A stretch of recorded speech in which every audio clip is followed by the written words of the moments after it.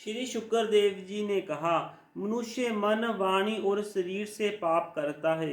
यदि वह उन पापों का इसी जन्म में पश्चाताप ना कर ले तो मरने के बाद उसे अवश्य ही उन भयंकर यातनाओं पूर्ण नरकों में जाना पड़ता है, जिनका वर्णन मैंने तुम्हें सुनाया है।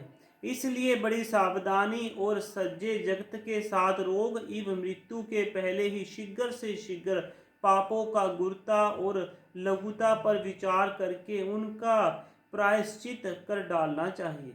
जैसे मर्मज्ञ चिकित्सक रोगों का कारण और उनकी गुरुता का लघुता का जानकर झटपट उनकी चिकित्सा कर डालता है। राजा परीक्षित ने पूछा, भगवान, मनुष्य राजदंड, समाज दंड आदि लौकिक और शास्त्रों को नरक गमन आदि परलोक की कष्टों से यह जानकर भी कि पाप उसका शत्रु है, पाप वासनाओं से विवश होकर बार बार वैसे ही कर्मों में प्रवृत्त हो जाता है, ऐसी अवस्था में उसके पापों का पश्चाताप कैसे संभव है। मनुष्य कभी तो प्रायश्चित आदि के द्वारा पापों से छुटकारा पा लेता है, कभी फिर उन्हों ही करने लग जाता है। ऐसी स्थिति में मैं समझता हूँ कि जैसे स्नान करने के बाद धूल ढाल लेने के कारण हाथी का स्नान व्यर्थ हो जाता है, वैसे ही मनुष्य का पश्चाताप करना भी व्यर्थ है। श्री शुक्रदेव जी कहते हैं, कर्म के द्वारा ही कर्म का निर्भज नाश नहीं होता, क्योंकि कर्म का अधिकारी अज्ञानी है। अज्ञान रहते पाप वासनाएं सर्वथा नहीं मिट सकती, इसलिए सच्चा प्रायश्चित तो तत्व ज्ञान ही है। जो पुरुष केवल सुपध्याय का ही सेवन करता है, उसे रोग अपने वश में नहीं कर सकते। वैसे ही परीक्षित, जो पुरुष नियमों का पालन करता है, वे धीरे धीरे पाप वासनाओं से मुक्त हो कल्याण पद प्राप्त करने में समर्थ होता है। जैसे बांस के जुरमुट में लगी आग बांसों को जला डालती है, वैसे ही धर्मज्ञ और श्रद्धावान धीर पुरुष तपस्या, ब्रह्मचार्य, इंद्रिय दमन, मन की स्थिरता, दान, सत्य, बाहर भीतर की पवित्रता तथा यम एवं नियमों, इन 9 साधनाओं से मन, वाणी और शरीर द्वारा किए गए बड़े से बड़े पापों को भी नष्ट कर देते हैं।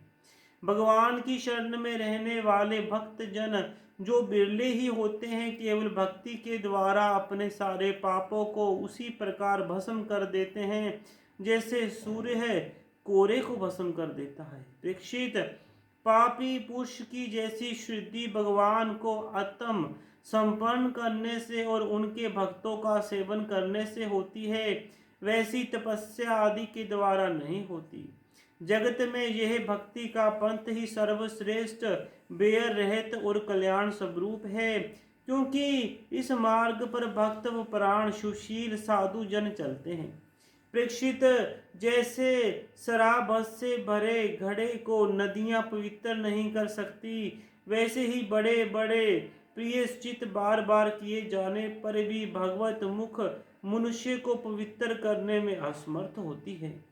जिन्होंने अपने भगवत गुण अनुरागी मन मधुरता को भगवान श्री कृष्ण जी के चरण मकरंद का एक बार पान कर लिया, उन्होंने सारे प्रायश्चित कर लिए। वे सब प्रेम भी यमराज और उनके पाशधारी दूतों को नहीं देखते, फिर नरक की तो बात ही क्या है। परीक्षित, इस विषय में महात्मा लोग एक प्राचीन कहा करते हैं, उसमें भगवान विष्णु और यमराज की दूतों की बात है। तुम मुझसे उस सुनो। कान्य कुब्ज नगर में एक दशीपति ब्राह्मण रहता था। उसका नाम था अजामिल। दासी के संसर्गश दूषित होने के कारण उसका सदाचार नष्ट हो चुका था। वह पतित कभी बोटियों को बांधकर उन्हें लूट लेता, कभी लोगों को जुए के छल से हरा देता, किसी का धन धोखाधड़ी से ले लेता तो किसी को चुरा लेता।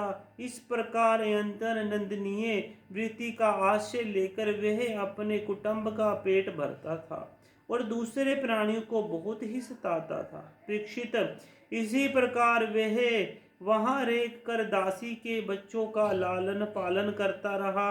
इस प्रकार उसकी आयु का बहुत बड़ा भाग अर्धेष्ट बीत गया। बूढ़े अजामिल के 10 पुत्र थे। उनमें सबसे छोटे का नाम था नारायण। माँ बाप उसे बहुत प्यार करते थे। वृद्ध आज माँ मिलने के अंतिम मौके कान अपना संपूर्ण हृदय अपने बच्चे नारायण को सौंप दिया था।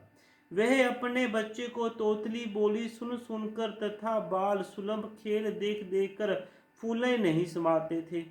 अजामिल बालक के स्नेह बंधन में बंध गया था। जब वे खाता तब उसे भी खिलाता, जब पानी पीता तब उसे भी पिलाता। इस प्रकार वह अंत्यन मूढ़ हो गया था। उसे इस बात का पता ही नहीं चला कि मृत्यु मेरे सिर पर आ पहुंची है। वह मूर्ख इसी प्रकार अपना जीवन बिता रहा था कि मृत्यु का समय आज पहुंचा। अब वह अपने पुत्र बालक नारायण के संबंध में ही सोचने विचारने लगा। इतने में ही अजमाल ने देखा कि उसे ले जाने के लिए अंतन बिहावने 3 यमदूत आए हैं। उनके हाथों में फांसी है, मुंह टेढ़े टेढ़े हैं, शरीर के रोए खड़े हुए हैं। उस समय बालक नारायण वहां से कुछ दूरी पर खेल रहा था। यमदूतों को देखकर अजामिल अयंतर व्याकुल हो गया और उसने बहुत ऊंची स्वर में पुकारा, नारायण नारायण नारायण नारायण। भगवान के पार्षदों ने देखा कि यह मरते समय हमारे स्वामी भगवान नारायण का नाम ले रहा है, उनके नाम का कीर्तन कर रहा है।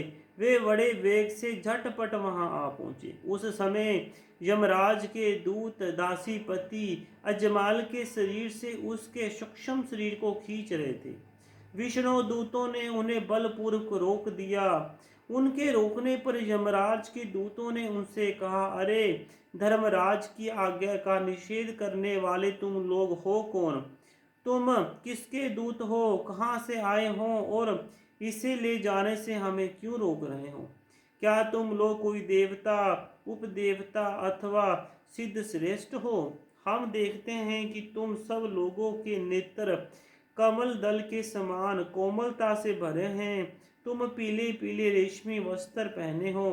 तुम्हारे सिर पर मुकुट, कानों में कुंडल और गलों में कमल के हार लहरा रहे हैं। सबकी नई अवस्था है। सुंदर सुंदर 4 भुजाएं हैं। सभी के कर कमलों में धनुष, तरकस, तलवार, गदा, शंख, चक्र, कमल आदि सुशोभित हैं। तुम लोगों की अंगी कांति से दिशाओं का अंधकार और प्रकृति प्रकाश भी दूर हो रहा है। हम धर्मराज के सेवक हैं, हमें तुम लोग क्यों रोक रहे हैं?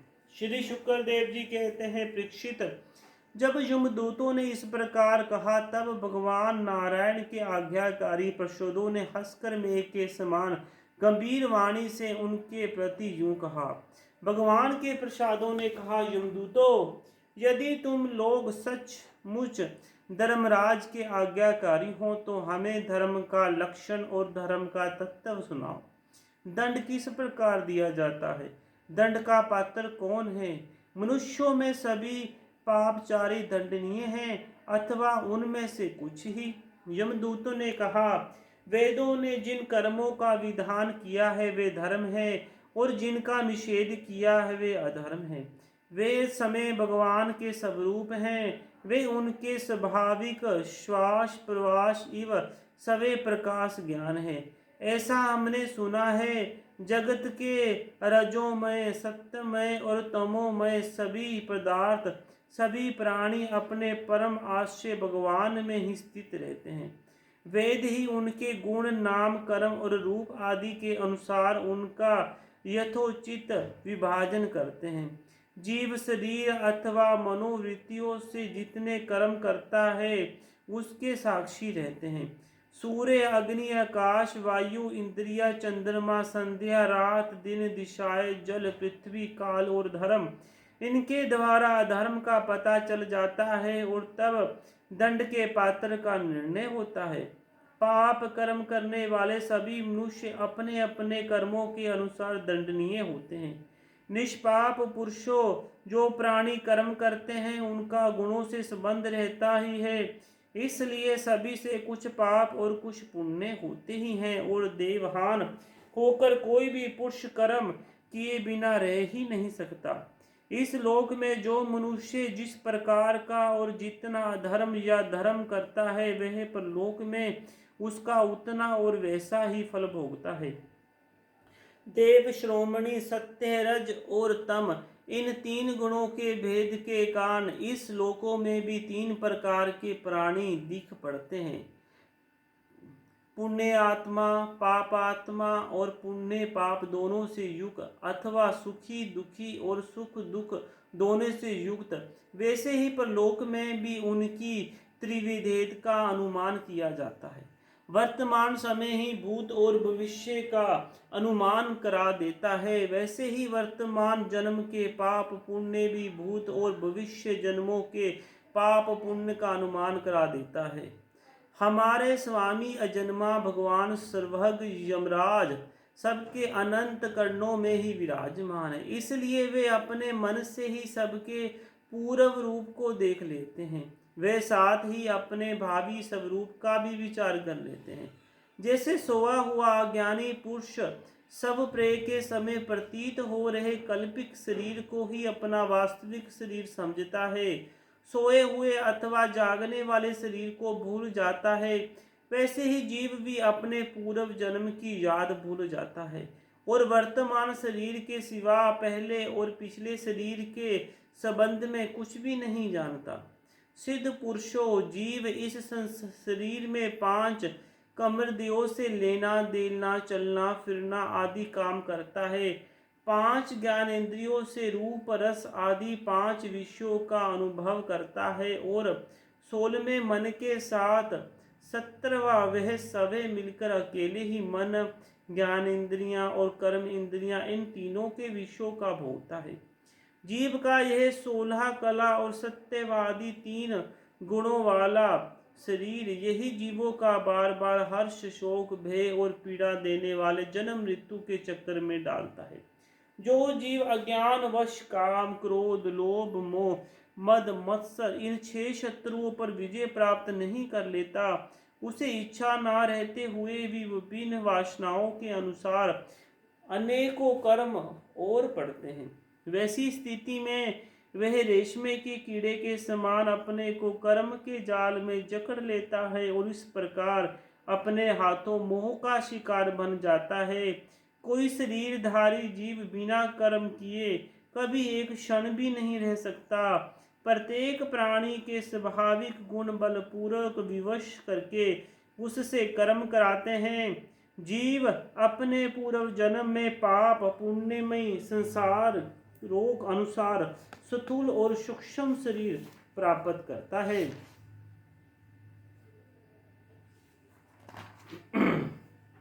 उसी की स्वाभाविक इव प्रबल वासनाएं कभी उसके माता के जैसा बना देती हैं, तो कभी पिता के जैसा। प्रकृति का संसर्ग होने से ही पुरुष अपने को अपने वास्तविक स्वरूप के विपरीत मान बैठता है। यह विपरीत भगवान के भजने से शीघ्र ही दूर जाते हैं। देवताओं, आप जानते हैं कि यह अजामिल बड़ा शास्त्र था। शील, सदाचार और सद्गुणों का तो यह खजाना ही था। ब्रह्मचारी, विनय, जितेंद्र, सत्यनिष्ठ, मंत्रवेता, पवित्र भी था। इसने गुरु, अग्नि, अतिथि और वृद्ध पुरुषों की सेवा की थी। अहंकार तो इसमें था ही नहीं। यह समस्त प्राणियों का हित चाहता, उपकार करता, आवश्यकता के अनुसार ही बोलता और किसी के गुणों में दोष नहीं ढूंढता था। एक दिन यह ब्राह्मण अपने पिता के आदेश अनुसार वन में गया और वहां से फल फूल समिधि तथा कुछ लेकर घर के लिए लौटा। लौटते समय उसने देखा कि एक भ्रष्ट शूद्र जो बहुत कामी और निर्लज है, शराब पीकर किसी वेश्या के साथ विहार कर रहा है। वेश्या भी शराब पीकर मतवाली हो रही है। नशों के कारण उसकी आंखें नाच रही हैं, वह अर्धनंगन अवस्था में हो रही है। वह शूद्र उस वेश्या के साथ कभी गाता, कभी हंसता और कभी तरह तरह की चेष्टा करके उसे प्रसन्न करता है। निष्पाप पुरुषों, शूद्र की भुजाओं में अंगराधि कामों वस्तुएं लगी हुई थी और वह उनसे उस कुटिलता का उल्लंघन कर रहा था। अजमाइल उन्हें इस अवस्था में देखकर सहसा मोहित और काम के वश हो गया। यद्यपि अजमाइल अपने धैर्य और ज्ञान के अनुसार अपने काम वेग से विचलित मन को रोकने का बहुत बहुत चेष्टा की, परंतु पूरी शक्ति लगा देने पर भी वह अपने मन को रोकने में असमर्थ रहा। उस वेश्या को निर्मत बनाकर काम पिशाच ने अजमाइल के मन को ग्रस लिया। इसके सदाचार और शस्त्र संबंधी चेतना नष्ट हो गई। अब यह मन ही मन उसी वेश्या का चिंतन करने लगा और अपने धर्म से विमुख हो गया। अजमाइल सुंदर सुंदर वस्त्र आभूषण आदि वस्तुएं जिनसे वह प्रसन्न होती ले लेता, यहाँ तक कि इसने अपने पिता की सारी संपत्ति देकर भी उसी कुटिल को रिझाया। यह ब्राह्मण उसी प्रकार की चेष्टा करता जिससे वह वेश्या प्रसन्न हो। उस सवस्याधिचारिणी कुलटाई तिरछी चितवन ने इसके मन को ऐसा लुभा लिया कि इसने अपनी कुलीन नवयुवती और विवाहित पत्नी का परित्याग कर दिया। इसके पाप की भी भला कोई सीमा है। यह कुपंथी न्याय अन्याय जैसे भी जहाँ कहीं भी धन मिलता वहीं से लूट उठा लाता। उस वैश्या के बड़े कुटुंब का पालन करने में ही यह व्यस्त रहता। इस पापी ने शास्त्र यज्ञ का उल्लंघन करके स्वश्य आचरण किया है। यह सत्य पुरुष के द्वारा निधित इसने बहुत दिनों तक वैश्या के मल समान अपवित्र अंश से अपना जीवन व्यतीत किया है। इसका सारा जीवन ही पापमय है। इसने अब तक अपने पापों का कोई पश्चाताप भी नहीं किया है। इसलिए अब हम इस पापी को दंड पाने भगवान यमराज जी के पास ले जाएंगे। वहां यह अपने पापों का दंड भोग कर शुद्ध हो जाएगा। बोलो भगवान श्री भगवत कथा की जय, विष्णु भगवान की जय, श्रीमद् भगवत कथा की राधे राधे।